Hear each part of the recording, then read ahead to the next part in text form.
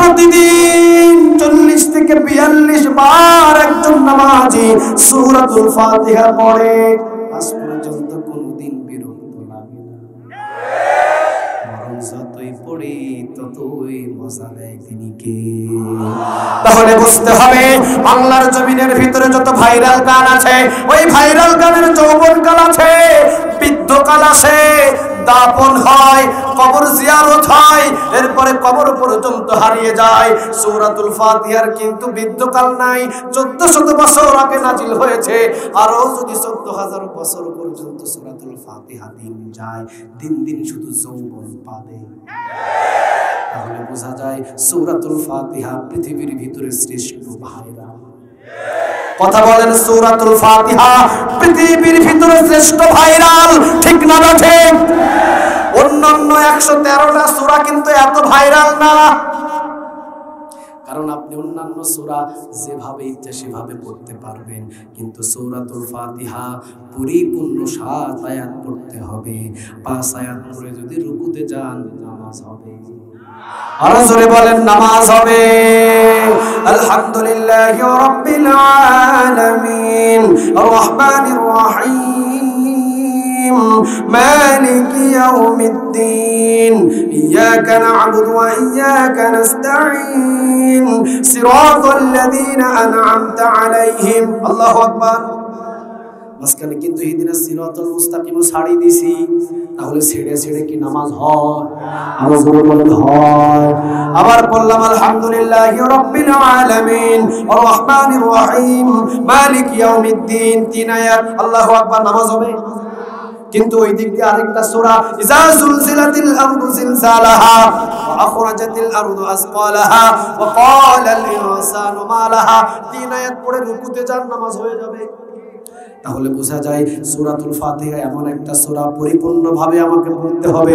পরিপূর্ণভাবে না পড়লে নামাজ হবে না, পরিপূর্ণ 7 আয়াত না পড়লে নামাজ আপনার বাতিল, ঠিক না ঠিক?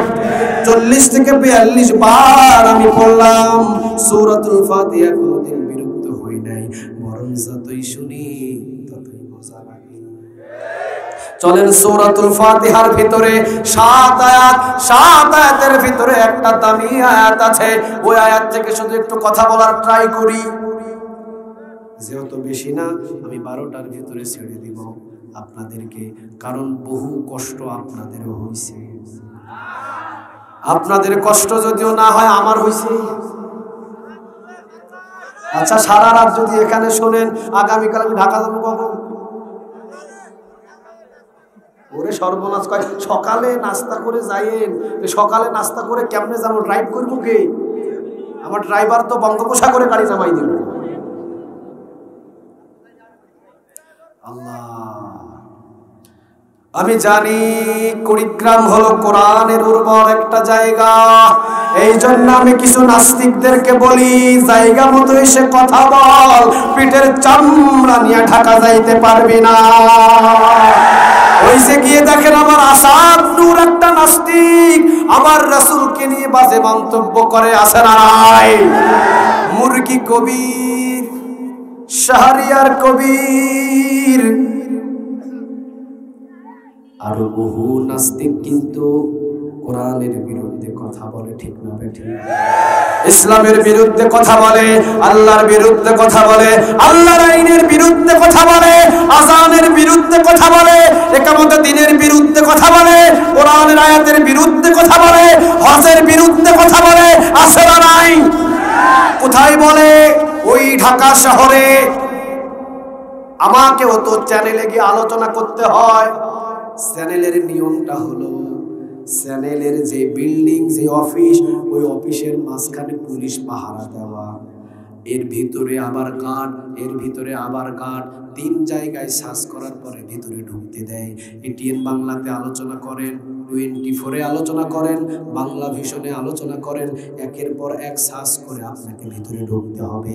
আপনি যদি ওখানে কাফের ফতোয়া দেন, আপনি যদি ভিতরে যা কিছু বলেন, অসুবিধা নাই, র‍্যাব পাহারা আছে, সেনাবাহিনী পাহারা আছে, পুলিশ পাহারা আছে, আপনার কিছুই হবে না।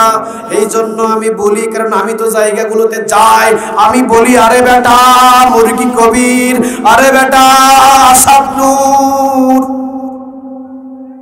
ইসলামের বিরুদ্ধে কথাগুলো, হজের বিরুদ্ধে কথাগুলো, কোরআনের বিরুদ্ধে কথাগুলো, আমার রাসূলের বিরুদ্ধে কথাগুলো ওই ঢাকা শহরে এসি রুমের ভিতরে পুলিশ পাহারা দিয়ে, র‍্যাব পাহারা দিয়ে, সেনাবাহিনী পাহারা দিয়ে নয়।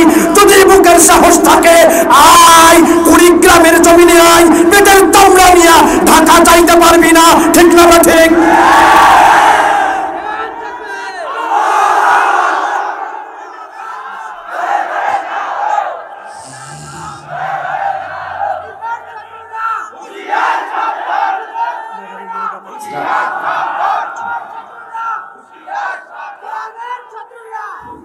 আল্লাহ তুমি কবুল করো। আরো জোরে বলে না, জায়গা মতো এসে বলে দেখ হাড্ডির একটা গিরাও খুঁজে পাওয়া যাবে না। এসি রুমের ভিতরে বহু ইসলামের বিরুদ্ধে কথা বলা যায়, কিন্তু মনে রেখে দিও ময়দানে এসে কথা বলে দাঁড়ায় থাকার সুযোগ বাংলার জমিনের মানুষ দিবে না। শরীফ শরীফা, শরীফ শরীফা, শরীফ থেকে শরীফা হবে। ওইদিকে আলোচনা আমার নিয়ে যাওয়ার সময় নাই, আমি শুধু এতটুকুই বলি, শিয়াল যদি 1000 বার এসে মুরগিকে বলে মুরগি আমি কিন্তু শিয়াল না, আমি তোর মতোই মুরগি, আর মুরগি যদি এইটা একবার বিশ্বাস করে ফেলে তাহলে কিন্তু মুরগির গোষ্ঠী সাফ, ঠিক না ঠিক? এই শরীফ থেকে শরীফা হবে, শরীফ থেকে শরীফা হবে। শরীফ থেকে যদি শরীফা হয়, ওই শরীফা তো চলে যাবে কার সাথে? জেসমিনের সাথে, আসমার সাথে, সুইটির সাথে, কারণ সে তো আর শরীফ নাই, সে হইছে কি? সে হইছে কি? শরীফা। তাহলে সে যদি কলেজে লেখাপড়া করে, তার বোর্ডিং, তার ম্যাচ হবে এখন জেসমিনের সাথে, তাসলিমার সাথে। আমি নাম বলতেছি, সে তো এখন শরীফা, সে আগে ছিল শরীফ, এখন হইছে শরীফা। তাহলে যদি শরীফা হয়, সে সালোয়ার, সে কামিজ, সে আলতা, সে সুনু লাগাইছে ঠিক, কিন্তু সার্জারি করে তো মেশিনই আছে। শিয়াল তো মুরগিকে বলছে মুরগি আমি তোর মতোই শিয়াল, কিন্তু কই শিয়াল তো তার দাঁত খুলে আসে না, আক্রমণ করার তো অস্ত্র তার কাছে আছে, ঠিক না ঠিক? বলতেছে শরীফ থেকে শরীফা মানে কি? শরীফ থেকে শরীফা মানে কি? একজন মানুষ, আমি পুরুষ, আমি ইচ্ছা করলে আজ থেকে নারীর সাথে চলতে পারবো, এটা নাকি তারা বৈধতা দেয়।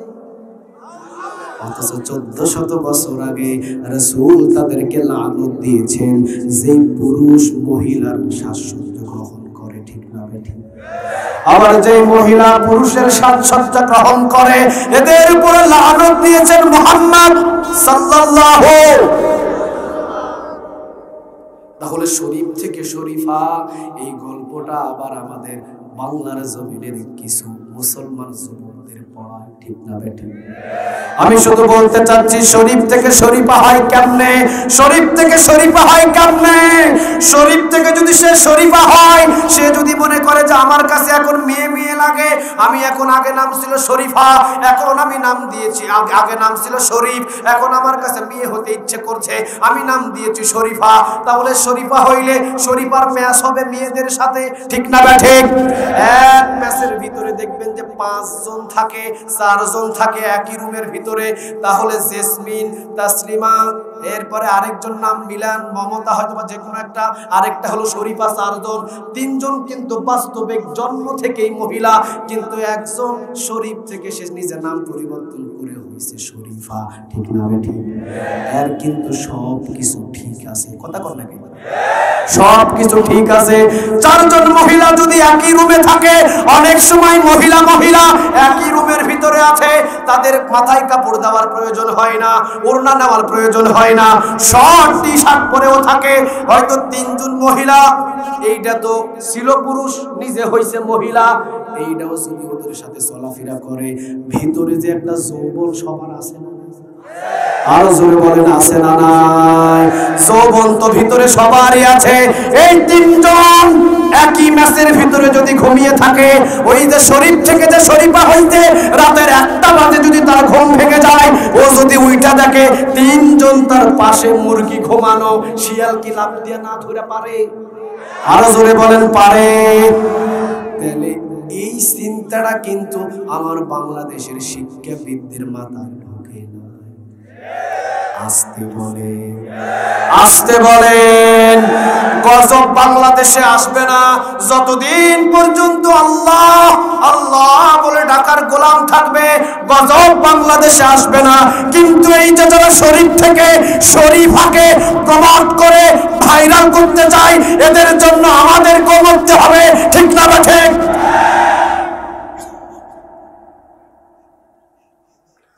শরীফ থেকে শরীফা, আমি আগে ছিলাম পুরুষ, এখন আমি ইচ্ছা করলে সালোয়ার কামিজ পরা মহিলা হয়ে যেতে পারবো, এটা নাকি তারা বলতেছে হতে পারবে, কোনো অসুবিধা নাই, তাদেরকে ম্যাচেও জায়গা দেওয়া হবে, সে পারবে। 12টা বাজবে, কথা কন না কেন? ছেলের ভিতরে মেয়ে ঢুকবে, মেয়ের ভিতরে ছেলে ঢুকবে, ঠিক না ঠিক? একজন মেয়ে যদি ইচ্ছা করে আমার পুরুষ পুরুষ ভাব লাগে, ও যতই কাপড় পরুক, ও তো মহিলাই। ও যদি পুরুষের ভিতরে ফুটবল খেলতে চায়, ওই ফুটবল কোন দিকে গোল হলো ওটা দেখবে না, কে দৌড়াইতেছে হেঁটে দেখবে। আর কেমনে বলতাম, কেমনে বলতাম? এতে লাভ শরম লজ্জা একটাও নাই, ঠিক না ঠিক? আমি শুধু বলি এই কথাগুলো, এই বইগুলো যারা লেখে, ওদেরকে জাতির সামনে এসে এই কুড়িগ্রামের এইগুলো জমিনগুলোতে এসে ছাড়িয়ে দেবে না, এদেরকে জুতার পিটায় এমন শিক্ষা দিবে, দ্বিতীয়বারের মতো শরীফ থেকে শরীফা বই লেখার মতো পৃথিবীতে আর কোনো জানোয়ারের জন্ম হবে। এদেরকে একটু সামনে দেখে, ওরাই আবার দেখবেন খুব আরামায়েশে দিন যাপন করতেছে। কিন্তু আল্লাহ আমাদের বুঝদান করুক। আরেকবার বলেন আমিন। তাহলে ভাইরাল সূরাতুল ফাতিহা, এর চাইতে ভাইরাল একটাও সূরা, আরো জোরে বলেন একটাও সূরা। 7 আয়াতের ভিতরে সবচাইতে যে দামি আয়াত, সেই আয়াতের নামটা হলো ইহদিনাস সিরাতাল মুস্তাকিম। 7 আয়াতের ভিতরে সবচাইতে যেটা দামি আয়াত, ওই আয়াতের নাম কি? ইহদিনাস সিরাতাল মুস্তাকিম। যদি পড়েন 190টা নেক আমলনামায় জমা হয়ে যাবে। একটু বলেন না সূরাতুল ফাতিহার ভিতরে সবচেয়ে দামি যে আয়াত, ওই আয়াতের নাম কি? ইহদিনাস সিরাতাল মুস্তাকিম। আমি লম্বা সময় নিব না, শেষ আলোচনা শুধুমাত্র আমি এখন বুঝিয়ে দেব। ইহদিনাস সিরাতাল মুস্তাকিম, একজন নামাজি 40 থেকে 42 বার সে নামাজে দাঁড়িয়ে সে বলছে ইহদিনাস সিরাতাল মুস্তাকিম। আল্লাহ জান্নাতের সরল পথ আমি তোমার কাছে চাই। অর্থ বুঝে নেন, ইহদিনাস সিরাতাল মুস্তাকিম এটার অর্থ হলো আল্লাহ তুমি আমাকে জান্নাতের সরল পথ দেখিয়ে দাও, তুমি আমাকে জান্নাতের সোজা পথ দেখিয়ে দাও, তুমি আমাকে ইহদিনাস সিরাতাল মুস্তাকিমের পথ দেখিয়ে দাও, যেই পথ দিয়ে চললে শুরু হবে দুনিয়ায়, ওই পথ শেষ হয়ে যাবে জান্নাতে, ঠিক না ঠিক? এইটার অর্থ এইটা। ইহদিনাস সিরাতাল মুস্তাকিমের অর্থ আল্লাহ জান্নাতের সরল পথ তুমি আমারে দেখায় দাও। মসজিদের ভিতরে একজন নামাজি 40 থেকে 42 বার এই জান্নাতের সরল পথ চাইছে কার কাছে? আরো জোরে বলেন কার? আল্লাহ রাব্বুল আলামিন এবার বললেন, ওরে নামাজি তুই যখন আমার কাছে জান্নাতের সরল পথটা তুই মসজিদে এসে চাইলি, আয় আমি তোকে জান্নাতের সরল পথটা দেখিয়ে দিচ্ছি। জান্নাতের সরল পথটা কি? সূরা ইব্রাহিম পয়গম্বর নামের সূরা। সূরা ইব্রাহিমের 1 নম্বর আয়াত নোট করে নিয়ে যান। সূরা ইব্রাহিমের 1 নম্বর আয়াতের ভিতরে আল্লাহ রাব্বুল আলামিন কিন্তু এখন বলে দিচ্ছেন, বান্দা তুই যে নামাজের ভিতরে আমার কাছে চেয়েছিস ইহদিনাস সিরাতাল মুস্তাকিম, আল্লাহ জান্নাতের সরল পথ আমি তোমার কাছে চাই। আই জান্নাতের সরল পথ কোন পথ দেখে নে। কিতাবুন, সূরা ইব্রাহিমের প্রথম নম্বর আয়াত, কিতাবুন আরসালনাহু ইলাইকা লিতুখরিজান নাস মিনাল যুলুমাতি ইলান নূর।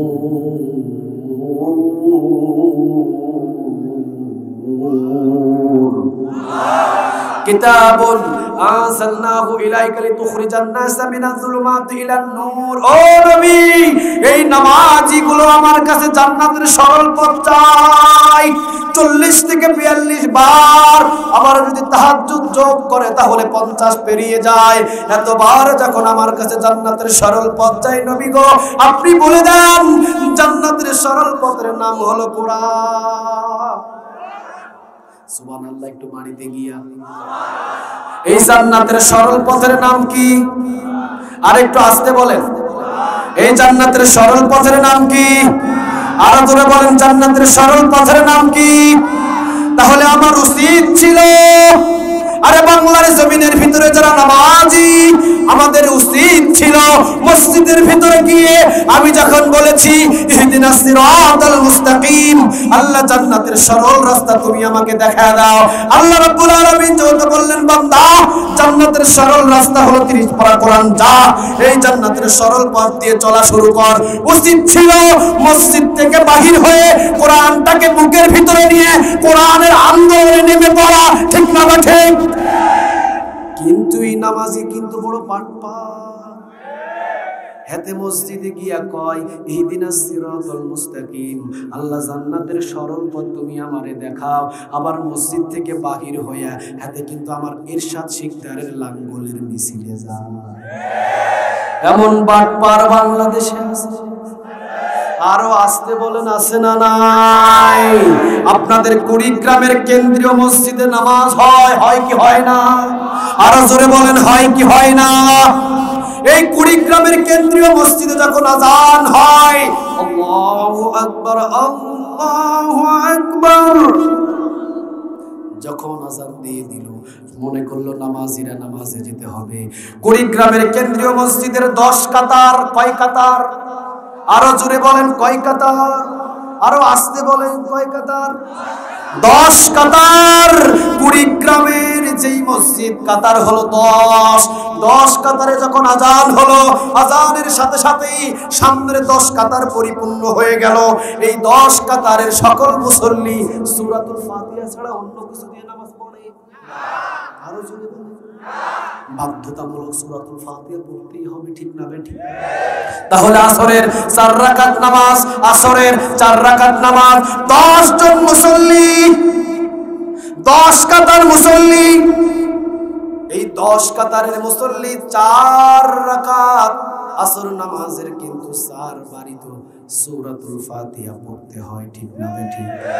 তাহলে সে বলল 4 বার ইহদিনাস সিরাতাল মুস্তাকিম, আল্লাহ সরল রাস্তা তুমি আমারে দেখাও, আল্লাহ ইহদিনাস সিরাতাল মুস্তাকিম, জান্নাতের সরল পথ তুমি আমারে দেখাও।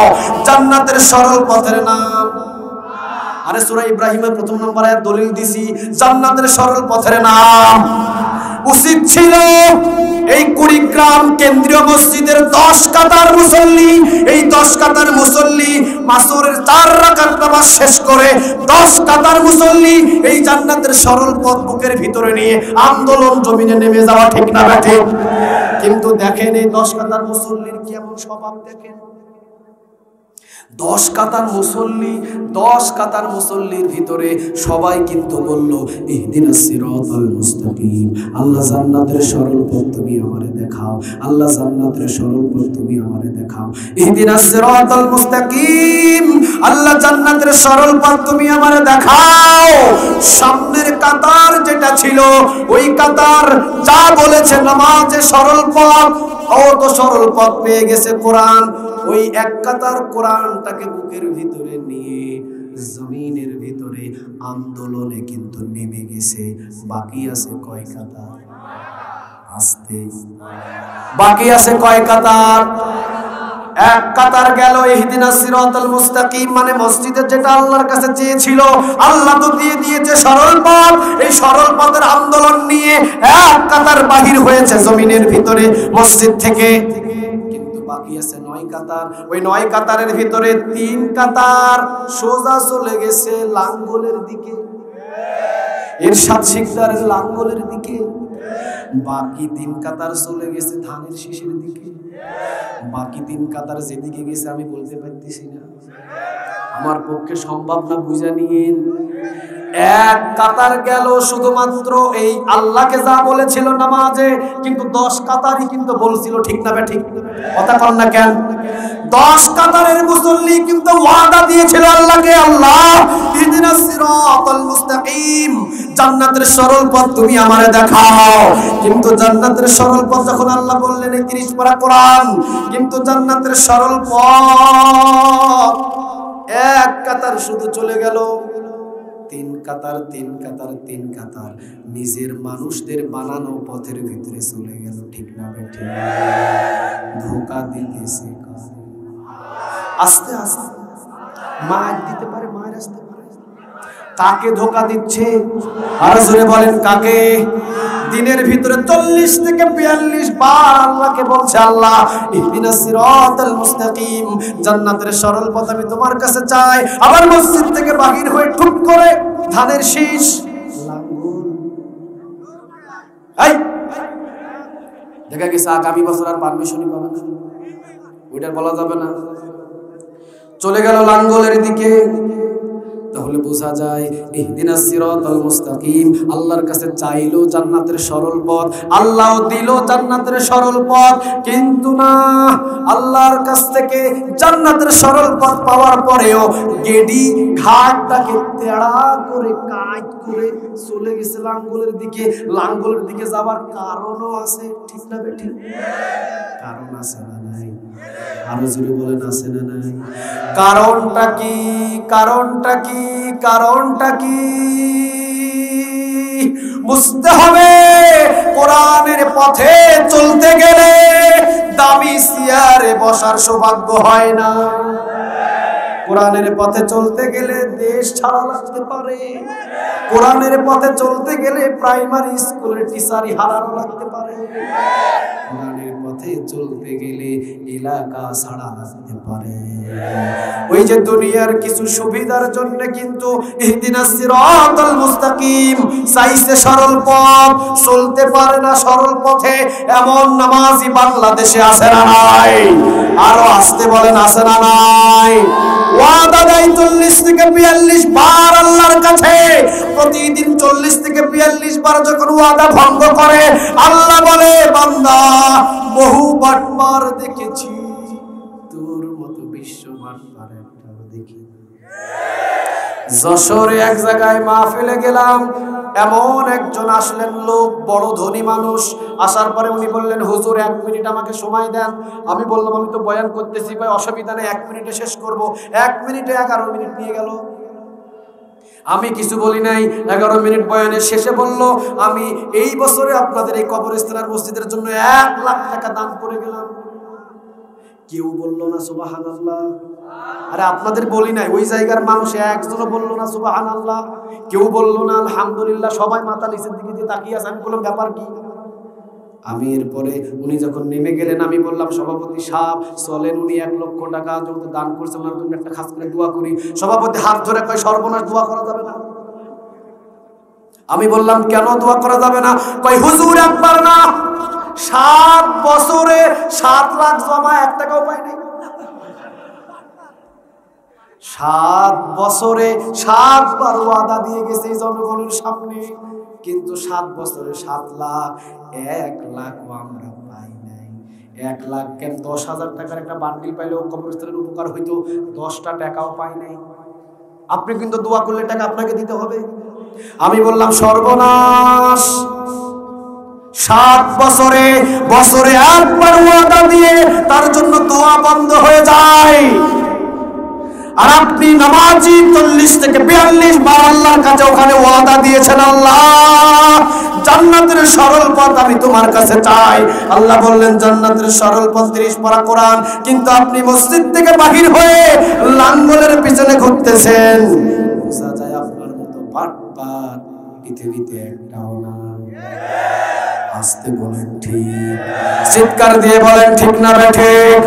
তাহলে আমরা যারা বাংলার জমিনের ভিতরে নামাজি, আমরা যারা বাংলার জমিনের ভিতরে নামাজি, এই নামাজিগুলো যদি মসজিদে যা বলি ইহদিনাস সিরাতাল মুস্তাকিম, আল্লাহ জান্নাতের সরল পথ আমি তোমার কাছে চাই, মসজিদ থেকে বাহির হয়ে এই সরল পথের আন্দোলন যদি আমরা বাংলার জমিনে করতাম, আল্লাহর কসম শুধু নামাজিদের আন্দোলনে বহু আগে কোরআনের রাজ কায়েম হয়ে যেত, ঠিক না ঠিক? কিন্তু এই যে কাতার 10, এক কাতার যা হিসাবে জান্নাতে ঢুকে যাবে। সুবহানাল্লাহ। বাড়িতে গিয়া আরেকটা আওয়াজ দিয়ে বলেন সুবহানাল্লাহ।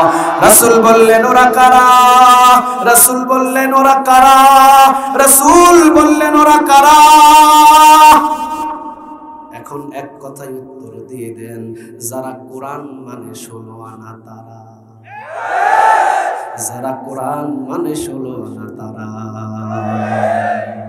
তাহলে আমরা গরিব মানুষ এসেছি কোরআনের ময়দানে, আমাদের বাড়ি নাই, আমাদের গাড়ি নাই, আমাদের সরকারি কোনো গাড়িও দেওয়া হয় নাই, ঠিক না ঠিক? কিন্তু এই 16 আনা কোরআন মানতে গিয়া কিন্তু অনেক সময় টাকা দিয়ে ছুটে আসা লাগে, আমরা কিছুই পাই না, দেওয়া লাগে, ঠিক না ঠিক? দেন এই কোরআনের জন্য যা দিবেন উহুদ পাহাড়ের চাইতেও বেশি আমল নামায় জমা করবেন তিনি কে? আরো জোরে বলেন তিনি কে? রাসূল বললেন গরিব মানুষ 500 বছর আগে জান্নাতে যাবে। আবার রাসূল নিজে দোয়া করতেন, তিরমিজির বর্ণনা, আল্লাহুম্মা হাইনি মিসকিনাও ওয়া আমিতনি মিসকিনাও ওয়াহশুরনি ফি যুমরাতিল মাসাকিন। আল্লাহ কিয়ামতের ময়দানে তুমি আমাকে মিসকিনদের কাতারে উঠাইও, দুনিয়াতে থাকাকালীন আমাকে মিসকিন অবস্থায় রাখিও, মৃত্যুটা মিসকিন অবস্থায় দিও, কিয়ামতের ময়দানে গরিব দুঃখী মানুষদের কাতারে আমারে উঠাইও। তাহলে আমাদের কাতারে আমাদের রাসূলও আছে, ঠিক না? আমাদের কাতারে আমাদের রাসূলও আছে। যত রাসূল বললেন বিনা হিসাবে জান্নাতের ভিতরে চলে যাবে, কিছু গরিব মানুষ তারা কারা? তারা কারা? যারা কোরআন মানে 16 আনা, ঠিক না ঠিক? ওদেরকে কিয়ামতের ময়দানে যখন উঠানো হবে, ওরা দেখবে এলাকার অমুক হিসাব দেয়, এলাকার তমুক হিসাব দেয়, যারা রডের বদলে বাঁশ দিয়েছে তারা হিসাব দেয়, যারা 15 কিলোমিটার রাস্তা 20 কোটি টাকা 10 কোটির কাজ হয়েছে, 10 কোটি হয় নাই, কোথায় গেছে আল্লাহ ছাড়া কেউ জানে না, তারা হিসাব দেয়। আমাদের মতো দিনমজুরি মানুষগুলো শুধু হা করে তাকায়া থাকবো, কিরে হিসাব তো এরাই দিবে, আমরা দাঁড়ায় আছি কেন, চল জান্নাতে চল। সুবহানাল্লাহ। আসতে কেন? আরে মুসলিম শরীফের বর্ণনা, আমার বানানো কথা না, মুসলিম শরীফের বর্ণনা, আমার বানানো কথা না। ওরা তাকিয়ে থেকে দেখবে হিসাব দেয়, এলাকার গেডি মোটাওয়ালা, ভড়ি মোটাওয়ালা কিছু নেতা আছে না, হিসাব দেবে তারা। দাঁড়িয়ে থেকে দেখবে রিকশা চালক, আমাদের মতো দিন মজুরি, আমরা বলবো আমরা কেন দাঁড়িয়ে আছি, ও যেগুলোর হিসাব দেয়, যে অ্যাকাউন্টের হিসাব দেয়, এই অ্যাকাউন্ট জীবনে কোনোদিন আমাদের ছিল না। একটা মানুষের 5টা অ্যাকাউন্ট, হয়তো এখানে কারোই নাই, ঠিক না ঠিক? আছে না? আল্লাহ তাদেরকে হেদায়েত দান করুন। আমি বোঝানোর জন্য বলছি, আরে কথা বোঝেন, আমি বোঝানোর জন্য বলছি। আমরা দিন মজুরি, আমাদের ব্যাংক অ্যাকাউন্ট লাগে না, 500 টাকা ইনকাম, 600 টাকা খরচ, তাহলে ব্যাংক অ্যাকাউন্ট হবে কেমনে আমাদের? 100 টাকা তো ঘাটতি রইল। সেই মানুষগুলো আমরা যখন কিয়ামতের ময়দানে উঠবো, তাকিয়ে দেখবো কারা দাঁড়িয়ে আছে, যাদের সুইস ব্যাংক অ্যাকাউন্ট, যাদের বিদেশি বাড়ি বেগমপাড়া, যাদের বিদেশি বাড়ি বেগমপাড়া, যারা নিজের বইয়ের একটা গাড়ি, নিজের ছেলের একটা গাড়ি, নিজের নাতির একটা গাড়ি, নিজের নাতির মামির একটা গাড়ি, নিজের নানার একটা গাড়ি, নিজের নানির একটা গাড়ি, নিজের চারটা গাড়ি। এতগুলো গাড়ি আছে, ওই মানুষগুলো হিসাব দিবে। তাকিয়ে থেকে দেখবে রিকশা চালক, তাকিয়ে থেকে দেখবে দিনমজুরি, তাকিয়ে থেকে দেখবে ওর গেটের চাকর। হিসাব দিচ্ছে ওই নেতা। আমি কেন দাঁড়িয়ে? গরিব মানুষগুলো একত্রিত হয়ে সোজা জান্নাতের দিকে রওনা দেবে। মাঝখানে ফেরেশতারা দাঁড়িয়ে যাবে। ফেরেশতারা বলবে তোমরা যাও কই, তোমরা যাও কই? গরিব মানুষগুলো বলবে জান্নাতে যায়। ফেরেশতারা বলবে হিসাব নিকাশ। গরিবেরা বলবে কিসের হিসাব রে বেটা, মালই তো পাই নাই। কথা বাস্তব। আরো জোরে বলেন, কিসের হিসাব নিবি তুই, মাল পাই নাই? হিসাব দিচ্ছে কে? তাকিয়ে দেখ, কে হিসাব দিচ্ছে? তাকিয়ে দেখ। আমার রক্ত ঘামানোর টাকা দিয়ে, আমার ট্যাক্সের টাকা দিয়ে ডাবল স্কেলে বেতন নিয়ে অ্যাকাউন্ট ভারী করেছে, বাড়ি 10 তলা করেছে, কিন্তু আমরা কোনো কিছুই পাই না। ঠিক না বেঠিক? কিসের হিসাব, কিসের হিসাব, কিসের হিসাব দেব আমি? কোন সম্পদ পাই নাই, মাল পাই নাই। আল্লাহকে বলবেন ইয়া রব, এই গরিব মানুষ নাকি দুনিয়াতে কোনো মাল পাই নাই, এরা জান্নাতের দিকে রওনা দিতে চায়। আল্লাহ রাব্বুল আলামিন বলবেন তাকিয়ে দেখে, কোরআন তারা মেনেছিল 16 আনা। কোরআনের জন্য যদি গলায় ফাঁসি লাগানো হয়েছে, এরপরেও তাদের কোনো দুঃখ ছিল না, এমন মানুষ আমাদের এখানে আছে না নাই? আরো জোরে আওয়াজ দিয়ে বলেন আছে না নাই? আল্লাহ বলবেন এদেরকে আর বন্দী রাখিস না, এদেরকে আর দেরি করাস না। বিগাইরি হিসাব। কোরআন যেহেতু 16 আনা মেনেছে, বিনা হিসাবে এদের মাফ করে দিলাম। এই জন্য রাসূল বলেছেন গরিব মানুষদের একটা পা জান্নাতে ঢুকে আছে, আর একটা পা শুধু কোরআন তাকে 16 আনা মেনে যদি আরেকটা পা ঢুকাইতে পারে, সে সোজা জান্নাতে চলে যাবে।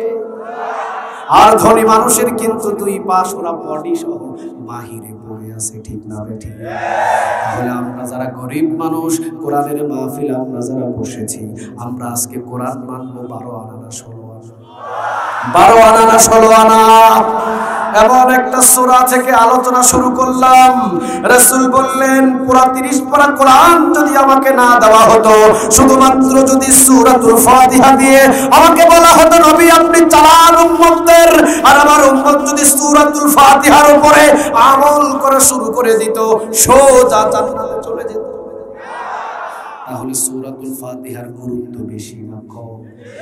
আরো জোরে একটু আওয়াজ দিয়ে বলেন বেশি না কম? আলহামদুলিল্লাহি রাব্বিল আলামিন আর-রাহমানির রাহিম মালিকি ইয়াউমিদ্দিন।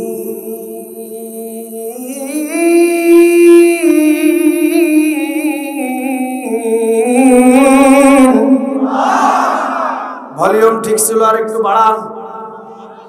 ওই ভলিউম কই? বক্সের ভলিউমটা একটু বাড়ায় দিন।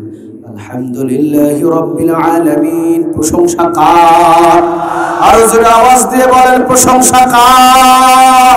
আর রহমানির রহিম, তিনি পরম করুণাময়, অতি দয়ালু, তার মতো দয়ালু কেউ নাই।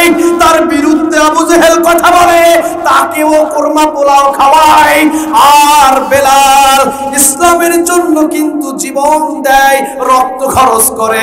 বেলাল কিন্তু মোটা চালের ভাত না। দুনিয়ার পরিস্থিতি কিন্তু ইমানদারের এমন। ঠিক না বেঠিক? রাসূলের কাছে বিচার দিলেন ইয়া রাসূলুল্লাহ, আবু জেহেল মোটা চালের ভাত খায়, আবু লাহাব মোটা চালের ভাত খায়, উতবা চিকন চালের ভাত খায়, সাইবা চিকন চালের ভাত খায়। আবু জেহেল কোরমা পোলাও ছাড়া তাদের খাবার এক বেলাও নাই, প্রতি বেলায় কোরমা পোলাও। আর আমরা এই আনন্দি জিহাদের ময়দানে জীবন দিই, 5 ওয়াক্ত নামাজ সিজদায় লুটিয়ে পড়ে থাকি, আমাদের কপালে মোটা চালের ভাত নাই। ইয়া রাসূলুল্লাহ, আল্লাহ কেমন রহমান, আল্লাহ কেমন রহিম। রাসূল বললেন, একটা আঙ্গুল যদি সাগরের মধ্যখানে ডুবায়া দাও, সাগরের মধ্যখান থেকে যদি আঙ্গুলটা উঠাও, ওই আঙ্গুলের আগায় পানি থাকবে 1 ফোঁটা, ওই 1 ফোঁটা পানি সম পরিমাণ, ওই 1 ফোঁটা পানি সম পরিমাণ দুনিয়ার শান্তি আবু জেহেলের, দুনিয়ার শান্তি উতবার, দুনিয়ার শান্তি সাইবার, দুনিয়ার শান্তি ফেরাউনের, দুনিয়ার শান্তি নমরুদের, আর পুরা সাগর পরিমাণ যেই শান্তি, ওইটা কিয়ামতের ময়দানে আখিরাতের জীবনে বেলালে সুবহানাল্লাহ বাড়িতে গিয়া বললেন। আজকে কিন্তু আমরা যারা কোরআন 16 আনা মানি, আমাদের পেটে কিন্তু ওই 4 দেয়ালের জেলখানার ভাত। আর যারা কোরআনের বিরুদ্ধে কথা বলে, তারা কিন্তু সবচাইতে দামি গাড়ি, দামি বাড়ি, দামি টাকার মালিক, ঠিক না ঠিক?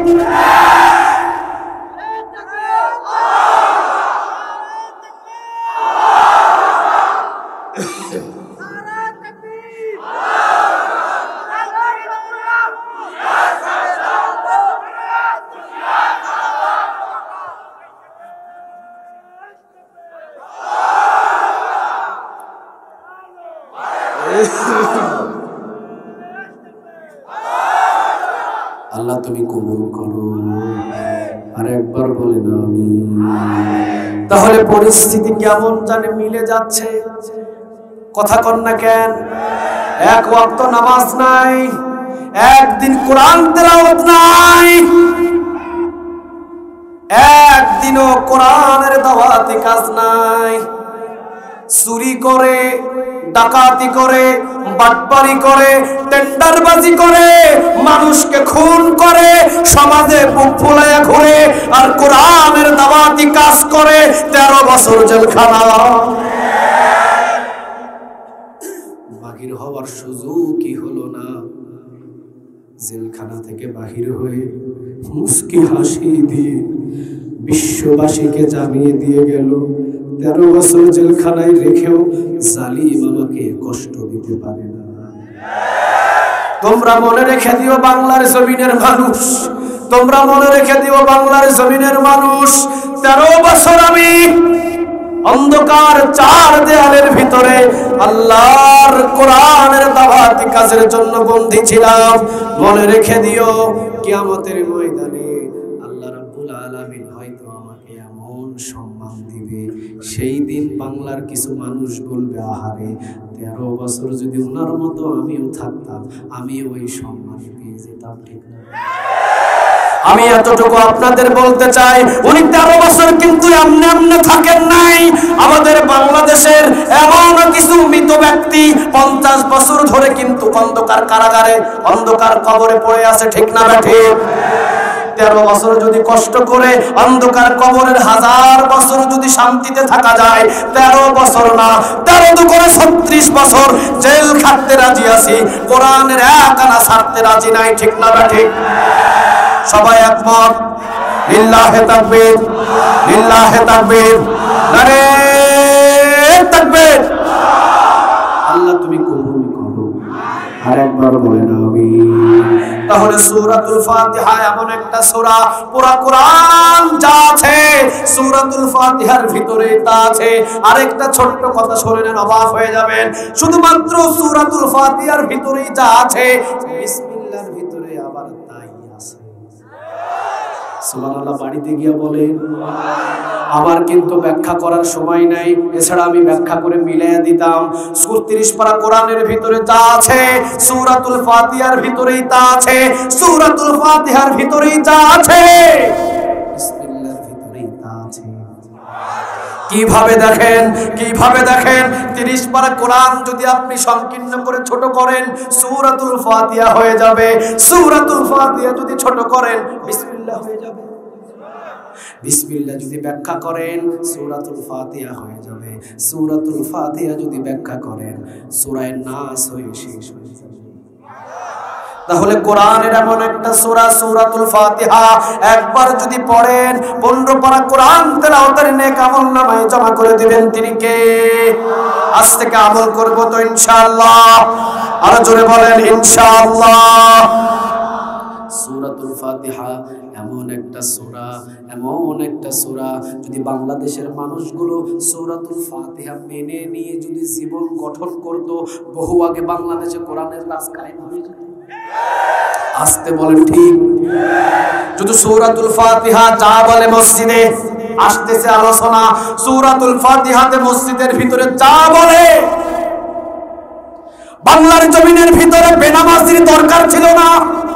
শুধু বাংলার জমিনের ভিতরে যেই নামাজি, এই নামাজিগুলো মসজিদে গিয়ে যা বলে, ওই মসজিদে যা বলে সূরাতুল ফাতিহায়, ওইটা যদি বাহিরে এসে আমল করত, বাংলার জমিনে বহু আগে কোরআনের রাজ কায়েম হয়ে যেত। ঠিক না ঠিক? চলেন আমরা আলোচনায় ঢুকে যাই। সূরাতুল ফাতিহা এমন একটা সূরা, লা সালাতা ইল্লা বিফাতিহাতিল কিতাব, এমন কোন নামাজ নেই যে সূরাতুল ফাতিহা ছাড়া হতে পারে। সব নামাজেই সূরাতুল ফাতিহা লাগে। বিতির রাকাত পর বিতির পড়বেন 3 রাকাত, সূরাতুল ফাতিহা লাগে কয়বার? এই তো বলে না কয়বার? তাহাজ্জুদ নামাজ পড়বেন 12 রাকাত, সূরাতুল ফাতিহা লাগে কয়বার? একজন নামাজি প্রতিদিন ফরজ নামাজ হয় 17 রাকাত, সূরাতুল ফাতিহা পড়তে হবে কয়বার? 17 বার। লা সালাতা ইল্লা বিফাতিহাতিল কিতাব, এমন কোন নামাজ নাই যে সূরাতুল ফাতিহা ছাড়া হতে পারে। তাহলে হিসাব করে দেখেন, একজন নামাজি 40 থেকে 42 রাকাত প্রতিদিন কিন্তু নামাজ পড়ছে, তাহলে প্রতিদিন কিন্তু 40 থেকে 42 বার সূরাতুল ফাতিহা পড়া লাগে। ঠিক না ঠিক? আচ্ছা, আমরা যারা নামাজি প্রতিদিন 40 থেকে 42 বার সূরাতুল ফাতিহা শুনি, বিরক্ত লাগে? মনে হয় পিছনের গোলাল লাগে, বিরক্ত লাগে। কিন্তু বাংলার জমিনের ভিতরে অনেক দেখবেন অমুক একটা গান লিখতে ভাইরাল, অমুক ওটা লিখতে ভাইরাল, অমুক এই ছবি করছে ভাইরাল। আমি বলি, বিশ্বের ভিতরে কোনো ভাইরাল জিনিস কোনো ধর্মের ভিতরে নাই, শুধু মুসলমানদের ধর্মের ভিতরে পৃথিবীর শ্রেষ্ঠ ভাইরাল আছে। ঠিক না ব্যাঠে? সেটাই হলো সূরাতুল ফাতিহা। বাংলাদেশে কিছুদিন আগে একটা গান ভাইরাল হয়েছিল, ফাইটা যায় ছিড়া যায় জোড়া দেওয়ার বুদ্ধি না, মমতাজ গাইছিল। বলবেন হুজুর আপনি কেমনে শুনছেন? আমাদের তো কই গানগুলো শোনা লাগে না, মেধা বুদ্ধিতে এত কমা না। বিশ্বের ভিতরে যদি মেধা বুদ্ধির জন্য যদি কোনো পরীক্ষা নেওয়া হয়, আলেমদের চাইতে হাফেজদের চাইতে পৃথিবীর বুকে একজন মেধা শক্তি বাড়ায়া দেখাতে পারবে না। ঠিক না ঠিক? আসেন, মেধা শক্তি দিয়ে যদি লাগেন আসেন। হাফেজদের মেধা শক্তি এত চূড়ান্ত, এদের মতো এত চূড়ান্ত মেধা শক্তি পৃথিবীতে কোনো ডিপার্টমেন্টে না। আসতে বলেন সুবহানাল্লাহ। তাহলে মেধা শক্তি তো আমাদের এত কমা না। যখন এই গানটা ভাইরাল হয়েছিল, ফেটে যায় ছেড়ে যায়, ওই টাকের ভিতরে বাজে, ওই বিয়ে বাড়িতে বাজে, ওই গায়ে হলুদে বাজে, টেম্পুতে বাজে, বেবি ট্যাক্সিতে বাজে, মাঠে বাজে, ঘাটে বাজে, টয়লেটে বাজে। ঠিক না ঠিক? আমি বাসে করে যেতে চাইলাম, দেখলাম বাসের সামনে বিশাল বড় একটা টিভি রাখা। আমি জিজ্ঞাসা করলাম, কিরে বেটা টিভি কেন তোর বাসে? কয় হুজুর হেটা ছাড়া প্যাসেঞ্জার থাকে না। তাহলে ওর কিন্তু তাওয়াক্কুল আল্লাহর উপরে নাই, টিভির উপরে। ঠিক না বেঠি? তুই যদি তাওয়াক্কুল আল্লাহর উপরে না করে টিভির উপরে করিস, তোর এই গাড়ি কিন্তু বঙ্গোপসাগরে নিশ্চিত। আমি বললাম বেটা টিভি কিনলে রাখছিস? কয় হুজুর এটা ছাড়া প্যাসেঞ্জার পাওয়া যায় না। একদিন একজন বাসে উঠলাম, টিভি সামনে বাজে, ওই যে ছাত্র জীবন প্রায় তখন আমার মনে হয় কামিল পরীক্ষা দিয়েছি আমি, তখন ফেটে যায় ছেড়ে যায়, লাগায় দিছে বাসের ভিতরে, খুব ভাইরাল গান। আমি বললাম ভাই সাহেব গানটা বন্ধ করেন। পাশের থেকে আরেকজন বলতেছে প্যাসেঞ্জার হুজুর আপনি নামেন তো। গান বন্ধ করতে বললাম, আমাকে বাস থেকে নামিয়ে দিতেছে।